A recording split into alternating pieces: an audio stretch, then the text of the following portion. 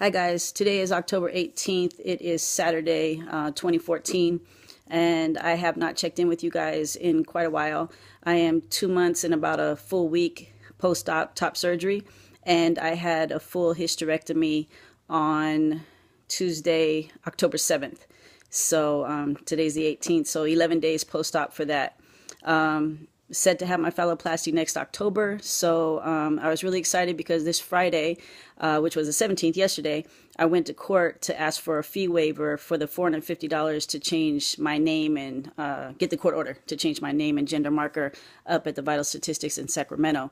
The judge issued me that fee waiver, so I don't have to pay the $450. I don't have to pay the certification fee to get a certified copy of the court order on Tuesday. This Tuesday is my court date for that. So I expect that to go smooth. The minute I get the court order, I'm going to overnight it up to Sacramento with Form VS 24, I think it is. That's the one that allows us to get a new birth certificate issued in our new name and with the correct gender marker here in California. So this law I'm taking advantage of is the one that Governor Brown signed last year in October, streamlining the process of getting our name and gender marker changed on our birth certificates. We don't have to post it in the newspaper anymore. It costs $23 along with that form and the court order to get the new birth certificate. And like I said, the court fee is usually $450 to file to change the name, but that's the same fee it is for everybody. But if money is an issue, and for many of us it is, you can get the fee waiver, and if they deny it when you fill out the paperwork requesting one, just ask for a hearing. It's your right to do that, and when you stand before the judge, it's a lot easier to see a person and can listen to the circumstances that affect you. The judge was really cool, and I was very happy because I fully expected, I was in a room with like 12 other people, and I was case number 2. So I expected one guy to go up and then me, and this was a mixture of people there for different reasons. And I was kind of worried that I was going to have to stand up in front of everybody and say what my birth name was, and I didn't have to do that. He said that mine was a confidential case, so they were going to skip over it to do the others, and then he would do me at the end. There were 2 other confidential cases, too, for different reasons, and I got to be the first of those 3.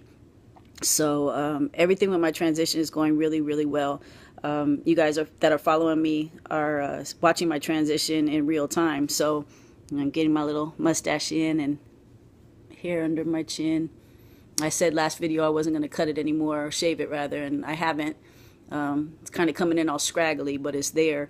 I'm pretty much living as Landon full time. When I have to go to the bank and my ID and everything is different, I have to make some concessions there. And some other times when I do business, my voice still isn't as deep as it needs to be yet and kind of goes up and down. So depending on what kind of day that is, it makes it easier, sometimes harder. Starbucks still never spells my name right, so that's not going to change. I did want to talk to you guys about one thing, though. I don't know, I don't hear many of you guys talk about it, but it's kind of bothering me a little bit. As I start to feel more myself, which I got to say is the most liberating feeling in the world. It's like, I love having a flat chest, and now, I had the hysterectomy. I don't know, everything in my life is just turned around in a matter of 5 months. I've never been this happy or this comfortable. So it feels so nice to actually start liking pieces of my body. I'm starting in between surgeries, so I can't really do much, but I'm lifting little dumbbells and barbells after the weeks pass that they say that I can and all that. So I haven't gotten to do very much at all since August when I had my top surgery on the 13th. But I did a few weeks in between both surgeries, and now I'm waiting to heal from this surgery fully. Before I get into my problem, I do want to say something about the hysterectomy for those of you that haven't had it. Way easier than top surgery. I had a laparoscopic surgery. They took out the ovaries, the uterus, the fallopian tubes, and the cervix, took out everything. The doctor was cool. He took a picture of it for me, and, kind of weird, but I wanted to see what it looked like. Figured, why not? And he also taped the actual procedure. Now, I haven't had the guts to really watch that yet, but he put it on a DVD for me to watch it. I just thought that was kind of cool and nice of him. So, but anyway, recovery time, I mean, I woke up from the anesthesia better. I think maybe the first doctor in my first surgery gave me a lot because I was afraid that I was going to feel something. I was going to be one of that 1% of people that woke up in the middle of surgery or felt it and they didn't know that I was feeling it. So he might have just gave me a little something extra and it was too much for me. This surgery, I woke up in recovery. I got to spend the night in the hospital. That was nice because I didn't feel rushed. Like the first time, they basically kicked me out on the street and I wasn't even ready to be up and gone. But I was so grateful, you know, for the top surgery. I didn't care. So what else? Literally though, that same day I was eating regular food. I kept my catheter in until the next day. Well, in the middle of the night, I asked the nurse to take it out. I've never had one before. These are my first surgeries. And of course, she made me think it was going to be some big deal to take it out. So I wasn't in a hurry. But then it started to get really uncomfortable. And I really wanted to get up. And I kept getting shots in my stomach to make sure I didn't get blood clots. And I had those massager things on my legs, which that was okay. But I just wanted to get up. And she took it out, took 2 seconds. So if you haven't had surgery, if you haven't had a catheter before, don't worry about it. They put it in when you're asleep. I'm sure that wasn't so much, but I was asleep. And they take it out when you're awake, but it didn't hurt at all. I didn't even feel it. All right, so the problem.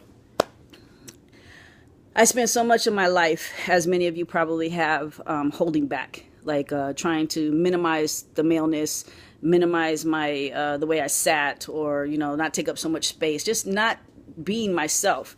I got really good at faking female. And so I've heard some guys talk about once they transition, they're kind of perceived as soft men.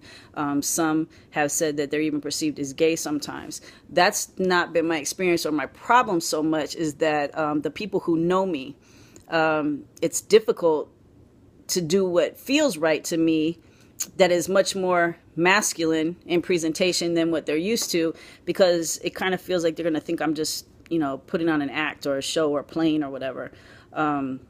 They're used to seeing me one way. And so it's been kind of hard for me to really feel comfortable around other people. So I really like being alone now. I go out into the city and, you know, I'm myself all day long. And pretty much if I go into a place and I present as Landon and I use the men's restroom and I just do whatever it is I'm going to do, talk how I'm going to talk and walk how I'm going to walk and sit how I want to sit. Nobody really questions me. If I don't do that, though, if I don't present myself as Landon and I just kind of leave it open for interpretation, I do get mistaken for a female still. I know my face is still really soft.